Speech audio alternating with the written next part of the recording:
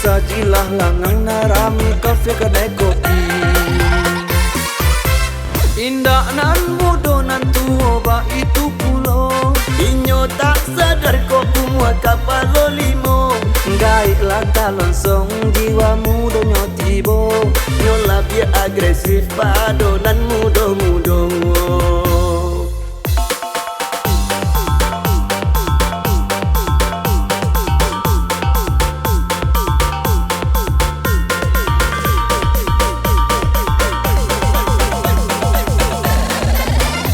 Iya gaek sekarang asam semakin gaek semakin tajam indah kapiki angok kapajan indah kakana nyawa di badan isuak di lampok jo kain kapan diara kurang rami-rami iyo kakuran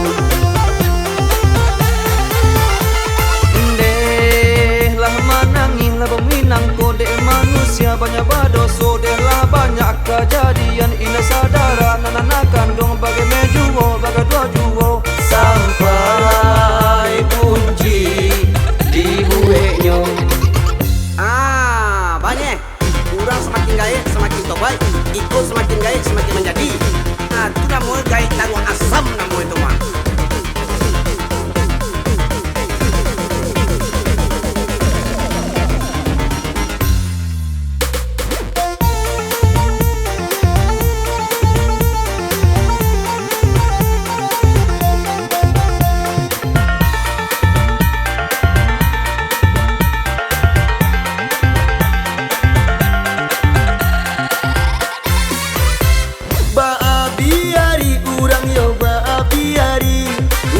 Di kafe co orang nan banyak piti.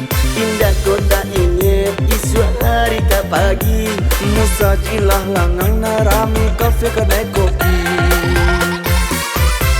Indah nan mudo nan tua ba itu pulo. Inyo tak sadar kok kumua kapalo limo. Gaiklah kalonsong jiwa mudo nyotibo. Nyola biar agresif pado nan mudo-mudo.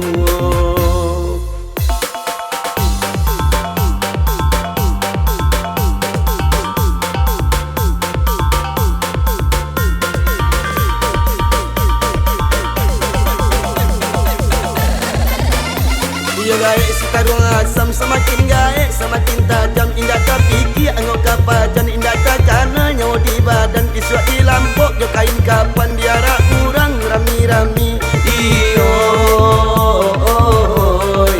kakuran deh lah manangin lah peminang kode manusia banyak badoso deh lah banyak kejadian ina sadara nananakan dong bagai mejuwo bagai dua juwo sampai kunci di bueknya. Biari urang yo biari duduk di kafe co orang nan banyak piti. Indah kota ini isu hari ke pagi. Musajilah langang narami kafe kedai kopi. Indah nan mudo nan tua ba itu pulo. Inyo tak sadar kok kumua kapalo limo.